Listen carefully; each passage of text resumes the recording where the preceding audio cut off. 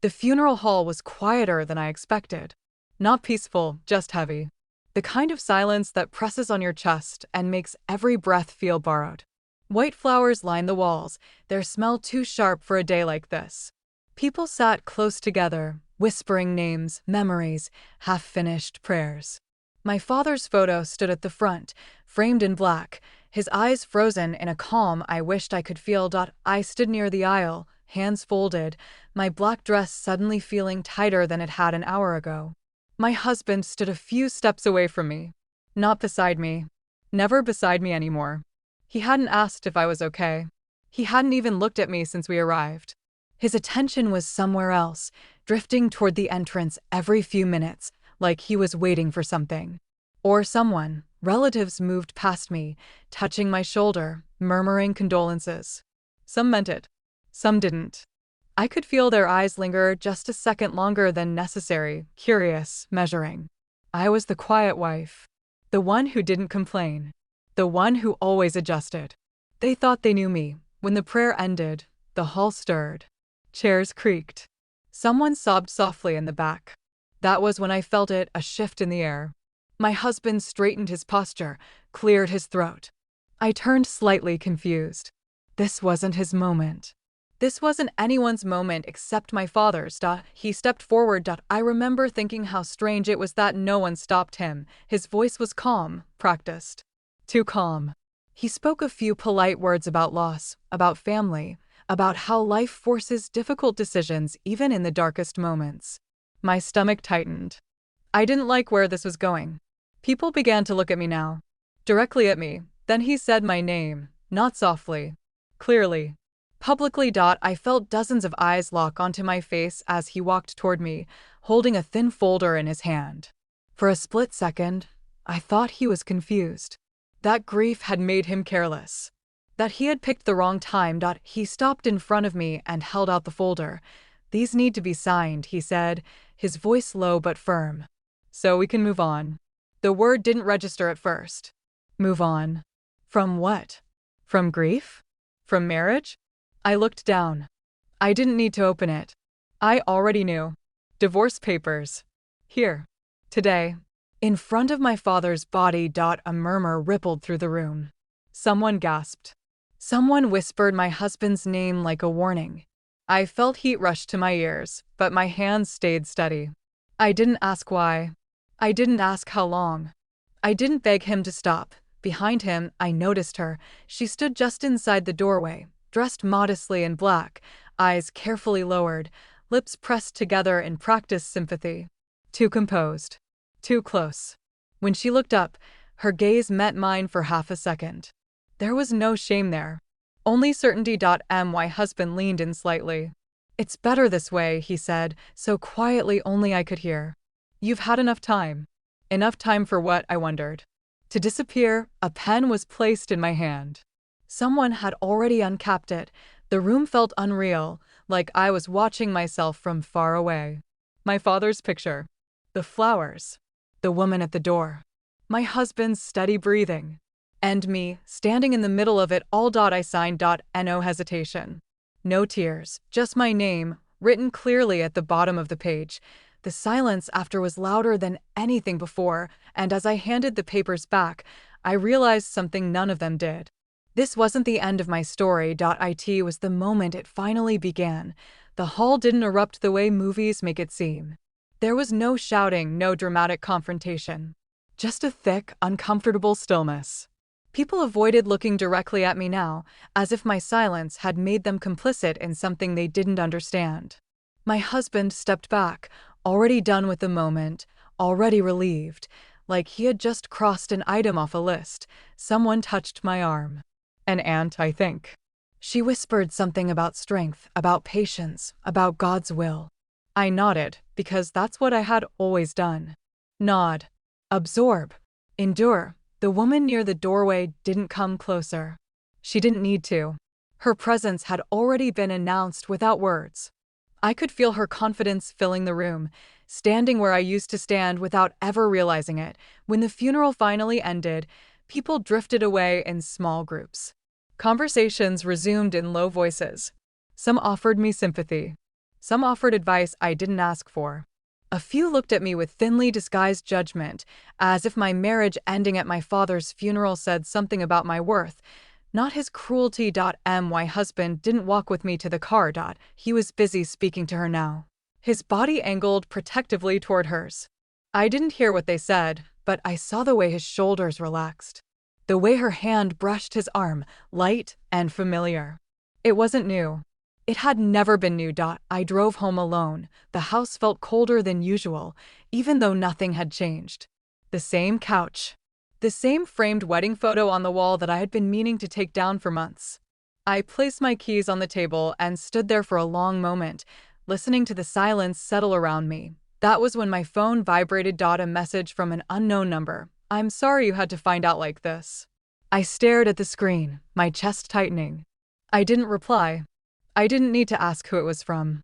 I already knew. Another message followed. "He said you'd understand. That you were practical." I let out a short, hollow laugh. Practical. That was the word people used when they didn't want to say replaceable. I placed the phone face down and finally allowed myself to sit. My hands trembled now, the shock wearing off, reality seeping in slowly, painfully. But beneath the grief, beneath the humiliation, something else stirred. Not anger. Not yet. Awareness. That night, I didn't cry the way people expected me to. I didn't tear up photos or throw his things out the window. I opened a drawer in the study instead, one he hadn't touched in years. Inside were folders, neatly arranged, labeled in my handwriting. Old habits from a life he never paid attention to. I pulled one out and flipped through it carefully. Documents. Copies. Emails printed long ago and forgotten. Things I had kept because something in me had always known I might need them one day. I hadn't known when. Or why. Just that I should keep them safe. My phone rang again. This time, it was my husband. I watched it buzz on the table until it stopped. Then it rang again.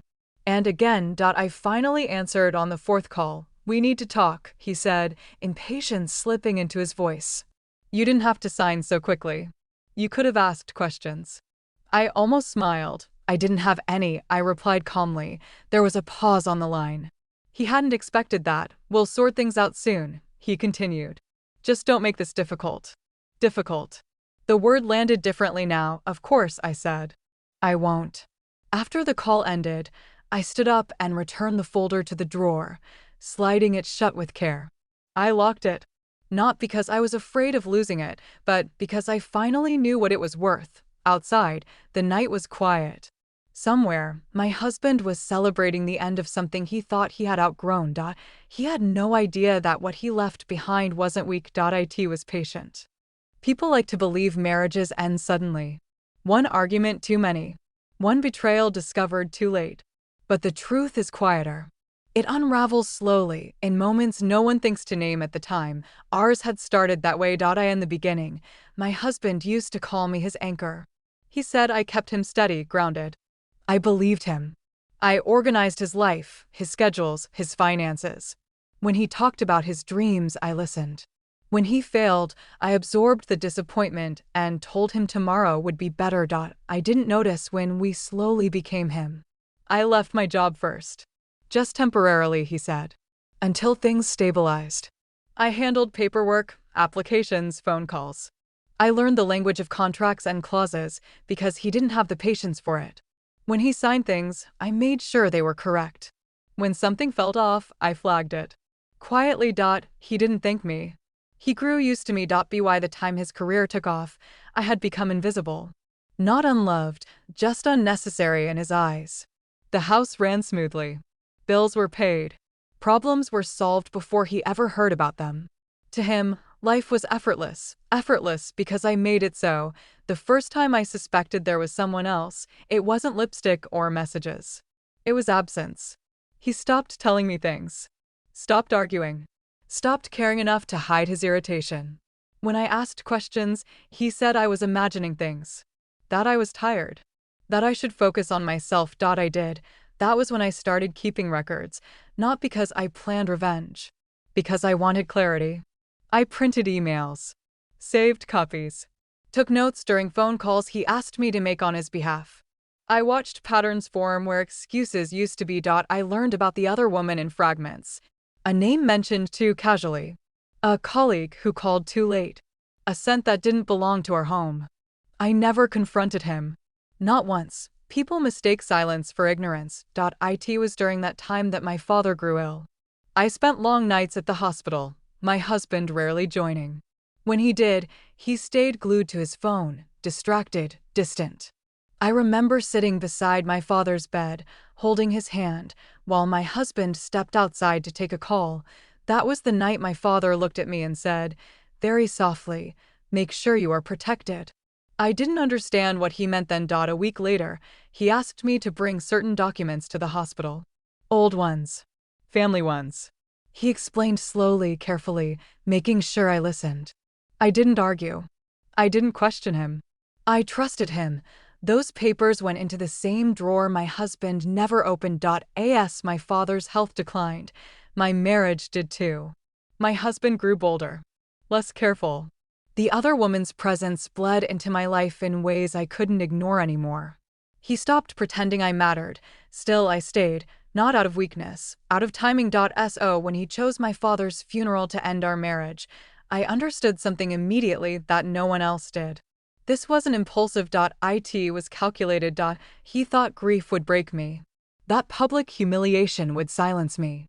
That I would be too ashamed, too exhausted to resist. What he didn't know was that grief had already taught me how to endure quietly and how to prepare. That night, after the funeral, I took out my father's papers again. I read every line, every clause, every signature. One line, in particular, made my breath catch. It was simple, almost forgettable, but it changed everything. I folded the page carefully and placed it back where it belonged.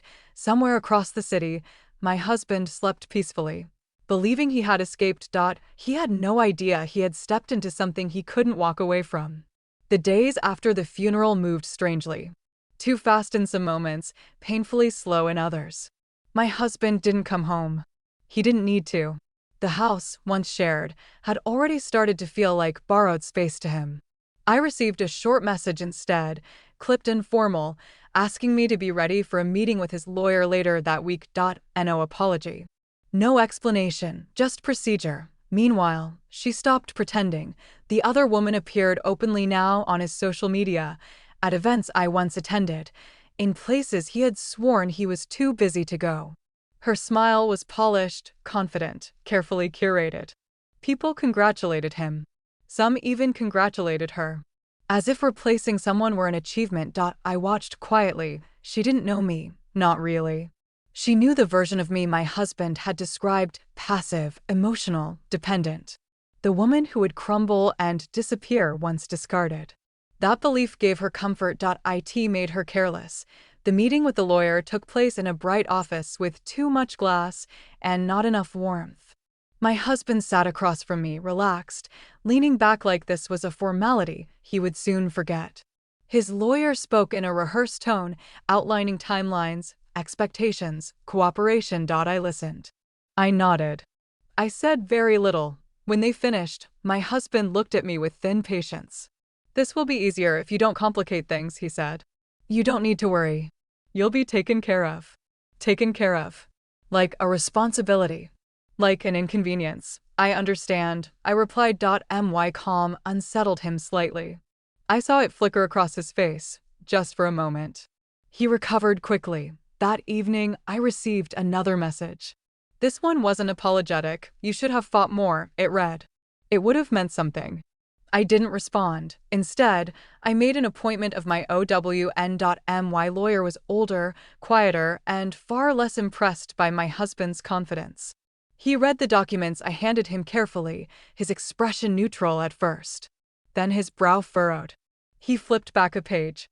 Then forward again. He read one paragraph twice. Finally, he looked up at me. "Why didn't you tell me this earlier?" he asked. "I needed to be sure," I replied. He leaned back in his chair slowly. "This changes things," he said. "Completely." For the first time since the funeral, I felt something settle inside me. Not relief. Not triumph. Certainty. The next day, my husband called me in a good mood. Too good. "We're thinking of moving sooner than expected," he said casually. "The house will need to be cleared. I assume you'll cooperate." I glanced around the living room. The walls held years of quiet labor no one ever credited. I thought of my father's voice. "Make sure you are protected." "Yes," I said. "Of course." That night, I watched as my husband posted a photo of himself and the other woman at a dinner party. Her hand rested confidently on his arm. The caption spoke of fresh starts and honesty. People applauded their courage. What they didn't see was the legal notice already being drafted. Not by him. By me, and what neither of them understood yet was this: confidence is loudest right before it breaks. The notice arrived on a Tuesday morning, not dramatic, not announced. Just an envelope slipped through the mail slot with a dull, final sound against the floor. I picked it up, already knowing it wasn't meant for me. My name wasn't written anywhere on the front. My husband's was. Printed neatly. Officially. I placed it on the table and let it sit there untouched for hours. When he finally called that evening, his voice was sharp with confusion, not anger yet. "Did you send something to my office?" he asked. "My assistant said a legal notice came in today." "I'm not sure," I said calmly. "I haven't sent anything." There was a pause. Papers shuffled on his end. I could almost picture him reading, his forehead creasing the way it used to when numbers didn't line up the way he expected. "It doesn't make sense," he muttered. "They're saying there's an issue with authorization. That certain approvals aren't valid without." He stopped himself. Then, louder, "Without what?" I waited. "Without your consent," he finished slowly. The silence between us stretched. "That can't be right," he said quickly. "You signed everything years ago." "Did I?" I asked gently. Another pause. This one heavier. He didn't answer. He couldn't. Because somewhere, deep in his memory, was the truth he had ignored for too long. He had signed where he was told, trusted where it was convenient, and dismissed the rest as details beneath him. Details I handled. By the end of the week, small things began to stall. A transfer delayed. An approval pending. A meeting postponed without explanation. Nothing dramatic enough to cause panic, just enough to irritate him. He called me twice that day. I didn't answer. The other woman called once. Her tone was polite, controlled. "I think there's been a misunderstanding," she said. "He's under a lot of stress right now. Maybe you could help clear things up." Help. The word tasted strange now. "I'm sure it will sort itself out," I replied. That night, I sat with my lawyer again. He laid everything out clearly, patiently. The way things worked. The way they had always worked, whether my husband acknowledged it or not. My name on documents he'd forgotten. Authority he'd taken for granted. "You don't need to attack," my lawyer said. "You just need to stop protecting him." So I did. I withdrew my cooperation. Quietly. Legally. Completely. The house my husband planned to clear suddenly required verification. Accounts he assumed were his alone asked for secondary approval. Contracts stalled, not because of malice, but because rules were finally being followed. By the weekend, his messages had changed tone. "This isn't funny. Why are you doing this now? We can talk like adults." I read them all. I didn't reply. On Sunday evening, he showed up at the house unannounced. His confidence was thinner now, stretched tight over visible anxiety. He walked through rooms like a stranger, noticing details he had ignored for years. "This is getting out of hand," he said. "You're making things difficult." I looked at him then. Really looked at him. "No," I said softly. "I stopped making things easy." For the first time, he didn't have an answer, and somewhere behind his eyes, a realization began to form, slow and terrifying. He hadn't just left a wife. He had left the person holding everything together. My lawyer didn't raise his voice. He didn't need to. He simply slid one document across the table and waited for my husband's lawyer to finish reading it. The room felt smaller suddenly, like the walls had leaned in to listen. "This clause," my lawyer said finally, tapping the page once, "was never revoked. It's still active." My husband's lawyer cleared his throat. "Read the line again." Then again. His confidence drained quietly, professionally. "We'll need time to review this," he said. Time. The one thing my husband was running out of. After the meeting, my husband followed me into the hallway. Gone was the relaxed posture. Gone was the casual authority. His voice dropped. Why are you doing this? He asked. You could have told me. I did, I replied. You just didn't listen. He scoffed, but it was weak. Defensive. This isn't what you want, he said. Dragging things out won't change anything. I looked at him, at the man who had once relied on me without ever noticing. I'm not dragging anything out, I said. I'm letting it unfold. That night, the other woman showed up at the house. She stood at the door like she belonged there now, shoulders squared, expression composed. She had rehearsed this, I could tell. The calm voice. The careful words. She wanted to appear reasonable. I think we should talk, she said. I stepped aside and let her in.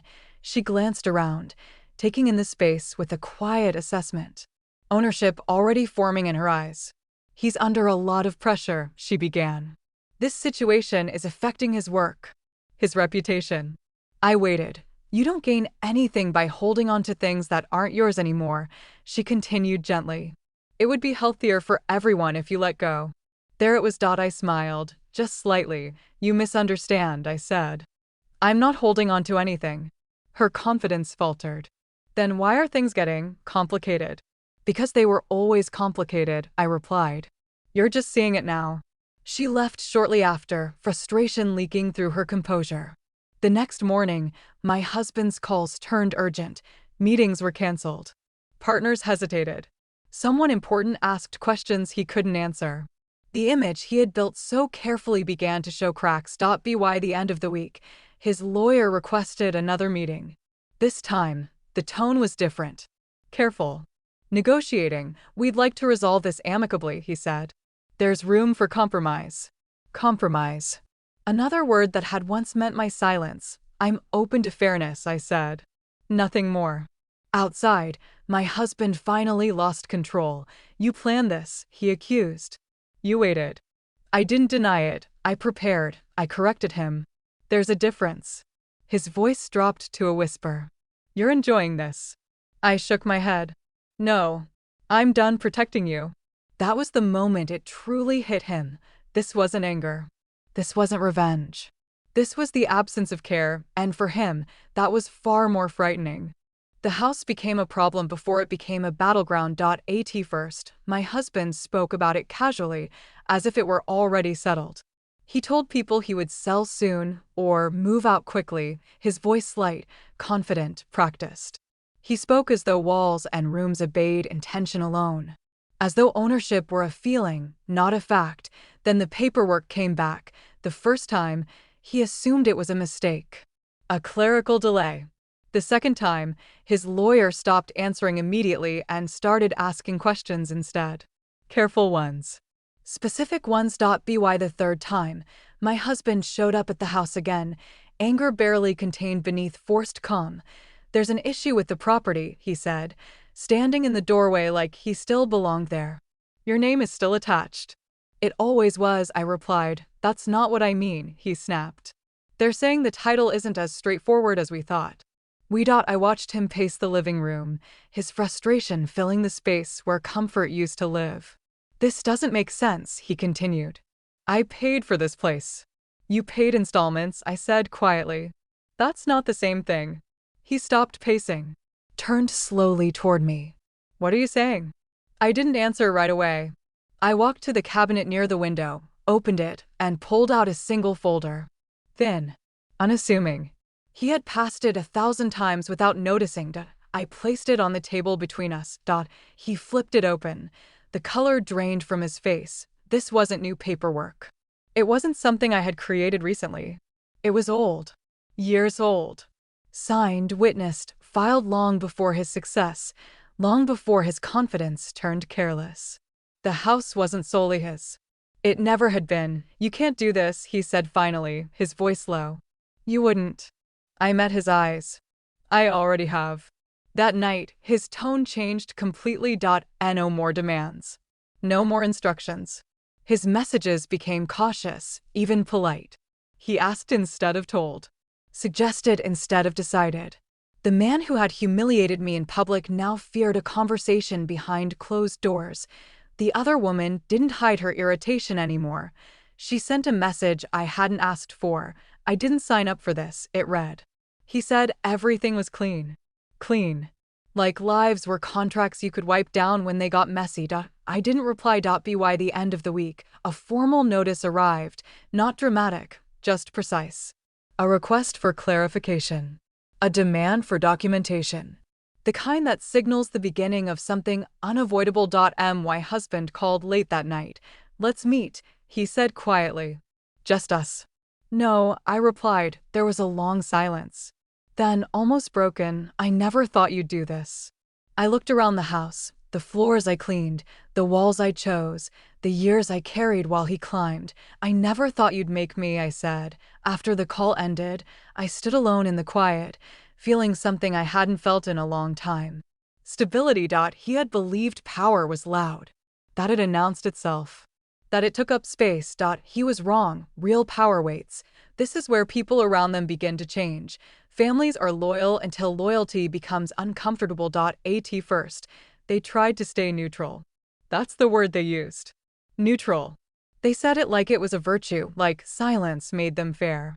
My husband's relatives avoided the subject entirely, speaking to me only about weather, schedules, polite nothing. Mine spoke in careful tones, as if raising their voices might shatter something fragile. Then the questions began, quiet ones. Side conversations.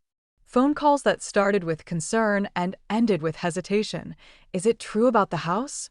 Why is his lawyer suddenly involved? Did your father leave something unresolved? I answered very little. Not because I wanted mystery, but because I had learned something important. Truth doesn't need help arriving. It finds its own way. The first shift came from someone I didn't expect. My husband's aunt. The same woman who had once told me to be more patient, more understanding, more grateful. She called me late one evening, her voice unsteady. "I didn't know," she said. "About everything you handled. About the paperwork." He never mentioned it. I said nothing. "He told us you didn't like responsibility," she continued. "That you preferred things simple." I closed my eyes briefly. Preferred simple. Another word used to soften disrespect. I see now that wasn't true. She said quietly. By the end of the call, her certainty had cracked. Not enough to side with me openly, but enough to stop defending him. Others followed. Family dinners grew tense. Conversations stalled when my husband entered a room.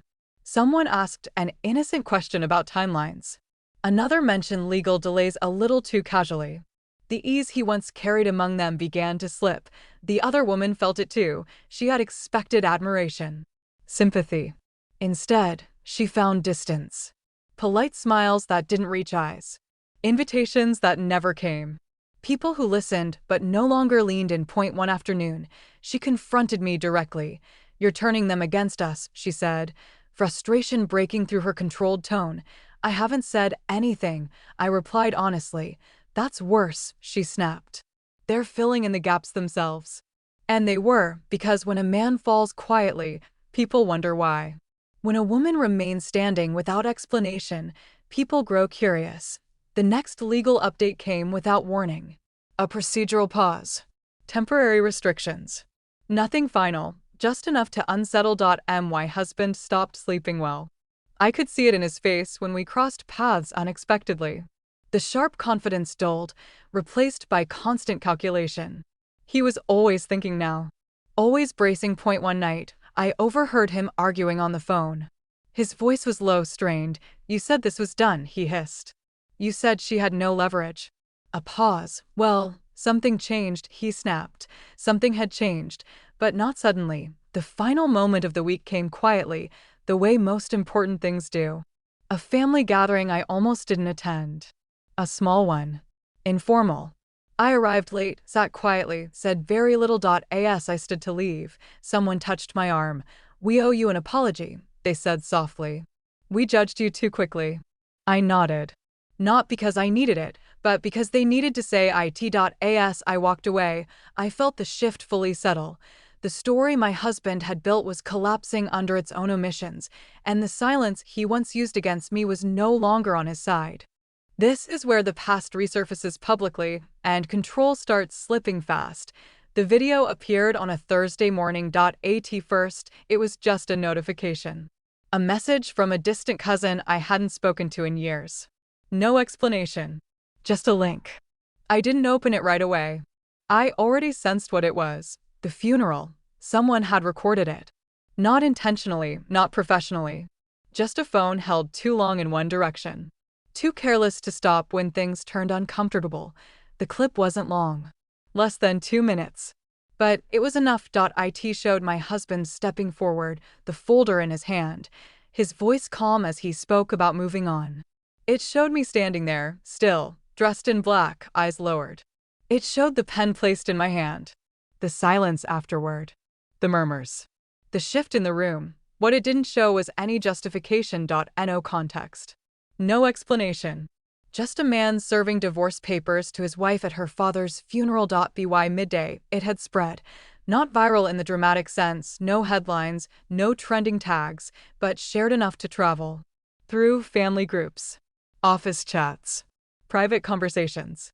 People who knew us watched it without commentary, letting the images speak. My phone began to ring, not from my husband. From people I hadn't heard from in years. Are you okay? I'm so sorry. I didn't know he did it like that. I answered none of them. My husband called late that afternoon. Did you leak this? He demanded. No, I said. You expect me to believe that? I don't expect anything, I replied. Believe what you want.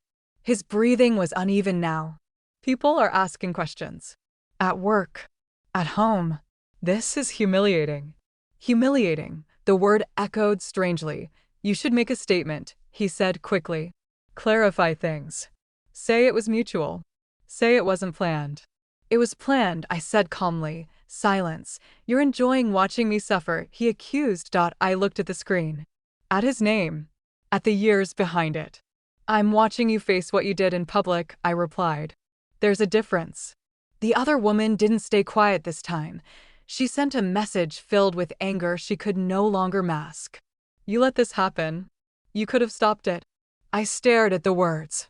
Let this happen. As if I had orchestrated my own humiliation. You're destroying everything, she added. No. Everything had already been built on lies. That evening, my lawyer called. The footage complicates things, he said. Public perception matters more than people like to admit. Does it change anything legally? I asked. No, he said. But it changes pressure. Pressure. The kind that bends confidence into desperation. That night, my husband posted a long message online. Carefully worded. Vague. Talking about grief, misunderstandings, private matters being taken out of context. He asked for respect. For space. The comments were polite. Sympathetic, but not supportive, because people had already seen the truth, and once a truth is witnessed, it can't be unseen. As I turned off my phone and sat in the quiet, I understood something clearly. The humiliation he had planned for me had returned to him, untouched, unedited, undeniable. This is the breaking point where control turns into fear. My husband stopped pretending after that. The calm messages disappeared. The polite tone collapsed. What replaced it was urgency, raw, unfiltered, and badly hidden. He called repeatedly, sometimes hanging up before the call even connected, sometimes leaving messages he later deleted. Please call me. We need to fix this. This is getting out of hand. I didn't respond. At work, the pressure tightened around him like a closing circle. Meetings that once welcomed him now kept him waiting. People he had dismissed as minor players asked difficult questions. One request in particular stalled, a signature he assumed would arrive automatically. It didn't. By midweek, he finally understood why. The approval required a name he hadn't expected to see again. Mine. He came to the house that evening without warning. Not angry. Not loud. Just tired. Fractured. He stood in the doorway like a man who had lost the map to his own life. I didn't know, he said quietly. I swear I didn't. I didn't invite him in. You knew enough, I replied. He ran a hand through his hair, pacing the threshold like it might decide something for him. If you sign, everything stabilizes, he said. This is bigger than us. It was always bigger than you, I said. For the first time, his voice shook. I made a mistake. I studied his face, searching for the man who once said my strength grounded him. All I saw now was panic, not regret. I didn't leave because I stopped loving you, he said quickly. Things just changed. They changed because you changed, I replied. Duh. He looked up sharply. She doesn't matter, he blurted. This isn't about her. That was when I knew. She mattered enough to stand beside you at my father's funeral, I said softly. He flinched. The other woman called later that night. Her voice was tight, trembling beneath forced control. What do you want? She asked. Money? The house? An apology.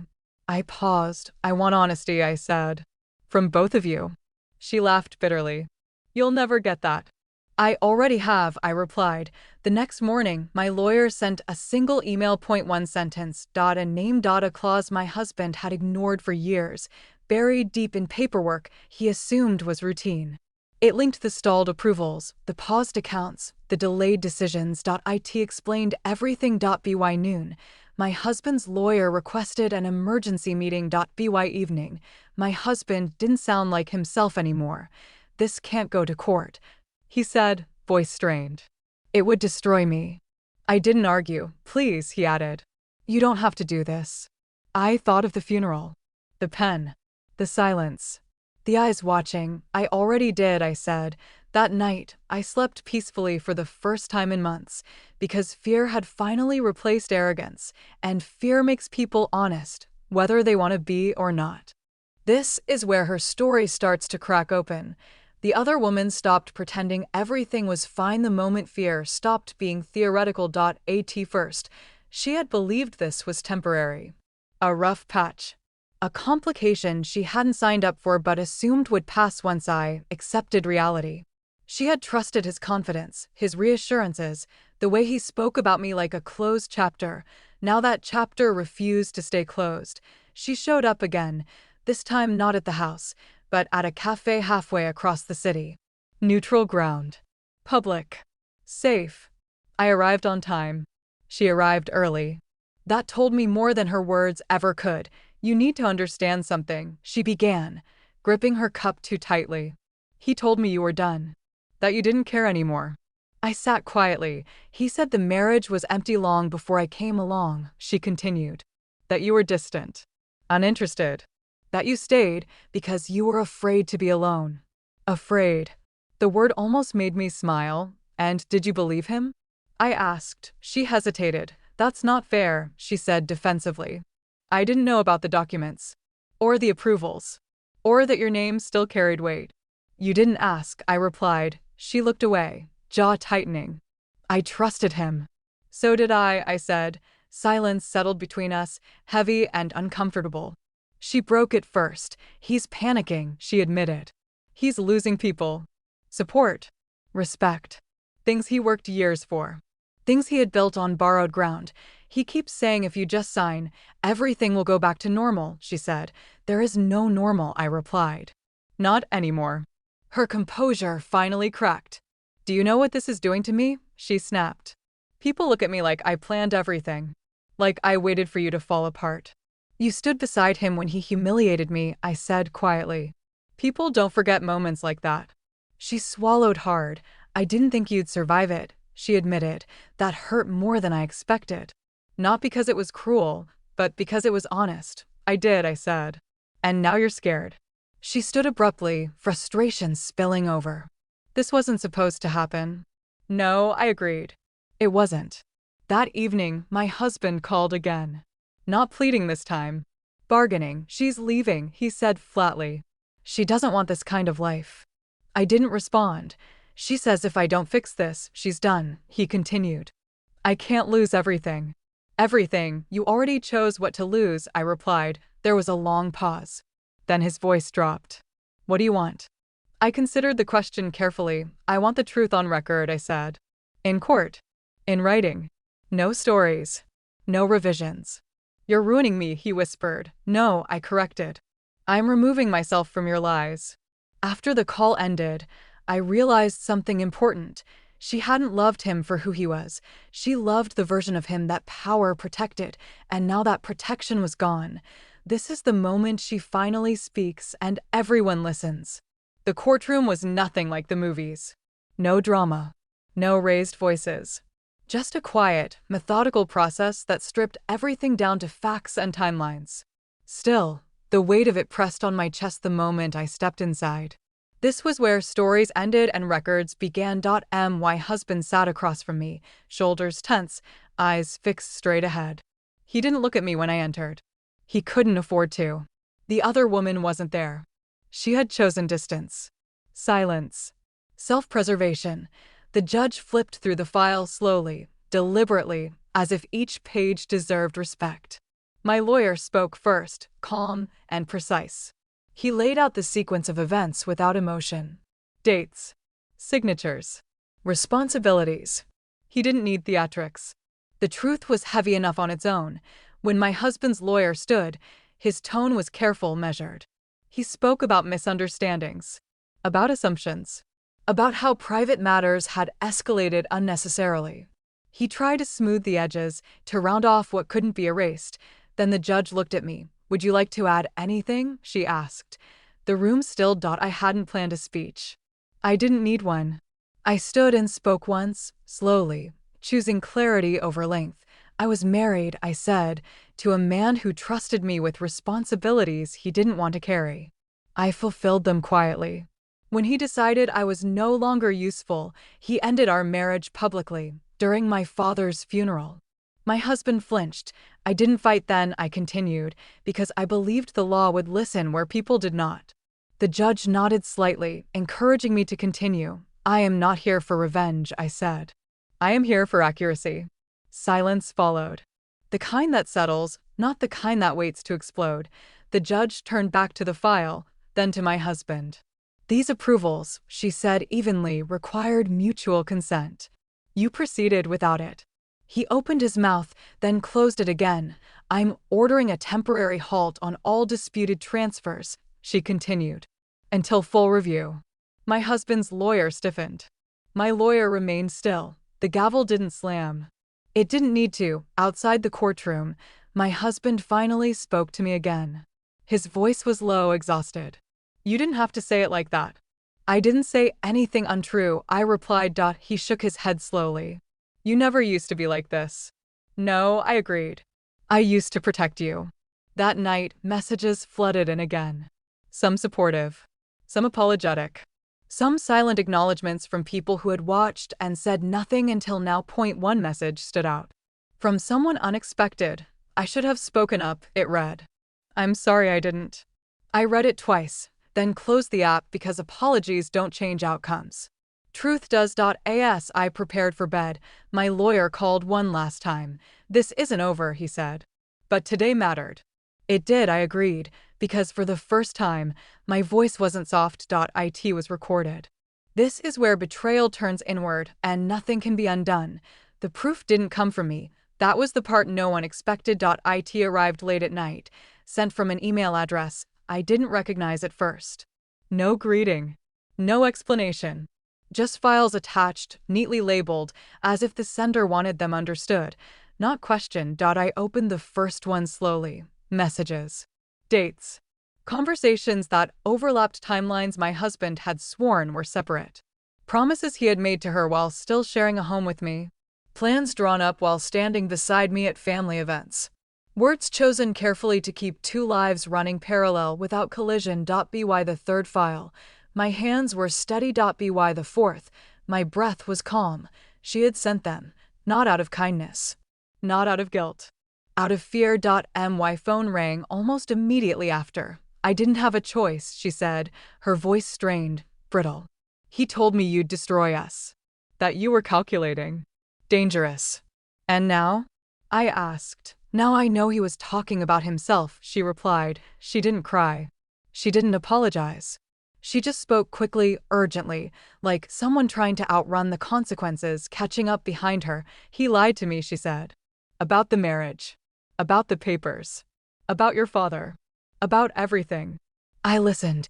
"He promised me stability," she continued. "A future.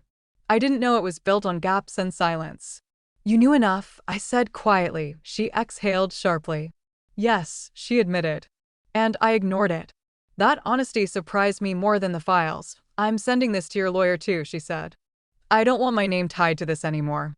When the call ended, I forwarded everything without comment. My lawyer called within minutes. This changes the trajectory, he said. Significantly. Across the city, my husband was unraveling. He showed up at my door the next morning unannounced, eyes red, jaw clenched, control gone entirely now. She betrayed me, he said bitterly. After everything. I looked at him, truly looked at him. You taught her how, I replied. He stared at me, stunned, like the thought had never crossed his mind. You wanted this, he accused weakly. You wanted me alone. No, I said. I wanted the truth exposed. He laughed harshly. You think this makes you better than me? I think it makes me free, I answered. The next court session was shorter than expected. Evidence doesn't need performance. The judge reviewed the submissions silently, carefully, then looked up at my husband with an expression that had nothing left to offer him. No patience. No curiosity. Just resolution. His lawyer didn't argue this time. He couldn't. Outside the courtroom, my husband finally broke. I lost everything, he said, voice cracking. No, I corrected him gently. You lost control. As I walked away, I understood something deeply, finally. The most devastating betrayal isn't when someone leaves you. It's when they reveal who they really are, and you can no longer protect the illusion. This is the apology that comes when it no longer matters. He waited until there was nothing left to bargain with. No leverage. No allies. No alternative versions of the story he could still sell. Only then did my husband ask to meet me, not through lawyers, not through messages filtered by strategy. Just him. Just words. We met in a small cafe neither of us had ever cared about before. Neutral. Anonymous. The kind of place people choose when they don't want to be recognized. He looked older. Not in years, but in posture. His confidence, once effortless, now felt assembled, like armor put on too late. I owe you an apology, he said after a long pause. I didn't interrupt. I was cruel, he continued. I didn't think you'd survive it. I thought breaking things publicly would force you to let go. The honesty landed heavier than any excuse. You humiliated me, I said calmly. At my father's funeral. He nodded. I know. I trusted you, I added. With my silence. I know, he repeated, quieter now. He leaned forward, desperation threading through his restraint. I didn't mean for it to go this far. That's the problem, I replied. You never thought past yourself. For the first time, he didn't argue. I miss what we were, he said finally. No, I corrected him gently. You miss what I did for you. That truth broke something in him. His composure slipped, just for a moment. I was afraid, he admitted. Of becoming ordinary. Of being stuck. You made things feel controlled. Safe. I thought leaving you would free me. And? I asked. And I've never felt more exposed, he said. Silence settled between us. Not tense. Not angry. Final. I can still fix some of this, he said, grasping for something. We could revise terms. Slow things down. I shook my head. I don't want revisions. What do you want? He asked. I met his eyes steadily. Distance, I said. And truth where it's required. He exhaled slowly, as if that cost him something. I loved you, he said, almost to himself. Love doesn't need to erase someone to survive. I replied. We stood to leave at the same time. He hesitated, then spoke one last time. I underestimated you. I paused. Turned back slightly. You underestimated what silence can carry. I said. As I walked away, I felt no triumph. No bitterness. Just clarity. Apologies don't heal when they arrive after damage is complete. They only confirm what was already lost. This is the moment everything is decided, without drama. The final hearing didn't feel like an ending. There was no tension in my body this time. No racing thoughts. Just a quiet readiness, the kind that comes when you've already let go of the outcome emotionally. Whatever happened next would be recorded, finalized, closed. The judge reviewed the file one last time. The room was still, almost reverent. Everyone understood that nothing left to say would change what was already clear. My husband sat motionless, hands clasped too tightly, eyes hollow. The man who once controlled rooms now barely occupied his chair. The ruling was precise. Measured. Unemotional. Assets divided according to law. Authority reassigned where it had always legally belonged. Restrictions formalized. The process stripped of narrative and reduced to fact.no speeches.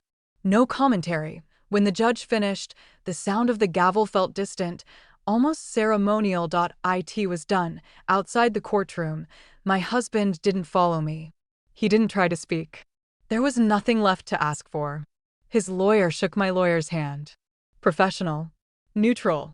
The way these things always end when emotion runs out. I stepped into the sunlight. My phone buzzed with messages I didn't open. I already knew their content. Congratulations. Relief. Sympathy. Curiosity. None of it mattered now. Later that evening, I returned to the house one last time, not to reclaim it, not to defend it, but to acknowledge it. I walked through each room slowly, touching walls that had held years of my labor, my silence, my patience. This place had witnessed who I was when no one was watching. I packed only what belonged to me. Not objects. Memories. The discipline of endurance. The knowledge of my own resilience. Before leaving, I sat on the floor of the empty living room and allowed myself one moment of grief. Not for the marriage. For the version of myself who thought loyalty would be returned. That version deserved mourning. My phone rang once more that night. A message from my husband. It's over, it read. I hope you find peace. I stared at the screen for a long time before replying. I already have. When I turned the lights off and closed the door behind me, I didn't feel like I was walking away from something. I felt like I was walking forward, and behind me, quietly and permanently, a chapter ended not with punishment, but with truth. This is life after truth, calm, unfamiliar, real. Life didn't rush to replace what I had lost. There were no dramatic transformations, no sudden glow-ups, no symbolic new beginnings announced to the world. Just mornings that felt quieter than before, and evenings that didn't demand emotional labor from me anymore. I moved into a smaller place. Temporary, but mine. Sunlight reached the windows without obstruction. The silence there felt different, not heavy, not accusing. It asked nothing of me. People checked in at first. Some out of concern. Some out of curiosity. Some because guilt had finally found them. I answered selectively. Not out of bitterness, but because I no longer needed to explain myself to be understood. Work came back into my life slowly, not as obligation. As choice. I took on projects I had once declined for the sake of stability that hadn't been stable at all. I spoke in meetings again, not louder, just clearer. People listened. Not because I demanded attention, but because I knew what I was saying. One afternoon, I received a message from someone I hadn't expected. My husband's former colleague. I didn't know what you carried, it read. I see it now. I closed the message without replying. Validation, when it comes late, is no longer nourishment. It's confirmation. There were moments, still, when the past tried to surface. A familiar street. A shared memory. A song that once meant something else. I didn't push those moments away. I let them pass through me unchanged. The hardest part wasn't rebuilding. It was trusting calm again, because for so long, calm had meant something was being taken from me quietly. Now, it meant nothing was. One evening, I attended a small gathering. Nothing formal. No expectations. I didn't introduce myself with a story or an explanation. I was simply present. Someone asked what I had been through. I said, a transition. They nodded, accepting it. That felt like freedom. Later that night, as I walked home, I passed a window and caught my reflection. Not triumphant. Not broken. Just steady. I realized then that strength doesn't always announce itself. Sometimes it looks like a woman living without apology, without explanation, without fear of silence, and somewhere, far away from my quiet routines, my former life continued. Without me holding it together, that thought no longer hurt. It relieved me. This is where we see where everyone ends up and who still can't let go. News travels differently once you stop listening for it. I didn't follow my husband's life after the final ruling. I didn't need updates, but they reached me anyway, fragmented and unsolicited. A mutual acquaintance mentioned he had taken a break. Someone else said he was planning to move cities. Another hinted that things hadn't worked out the way he expected. Power, once lost, doesn't echo. It fades. He no longer appeared in the places he used to dominate.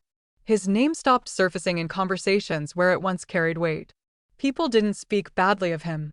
They simply stopped speaking about him at all. That, I learned, was its own kind of ending. The other woman disappeared even more completely. No shared circles. No visible trace. Whatever future she imagined had been quietly rerouted, away from scandal, away from consequences she didn't want to carry publicly. I wondered, briefly, if she ever thought about me, not with guilt, but with recognition. As for my family, something shifted there too. Not loudly, not all at once. Just a collective recalibration. They stopped advising, stopped correcting, stopped telling me how I should feel. They trusted my judgment now. One afternoon, months later, my phone rang with a number I hadn't seen in a long time. It was him.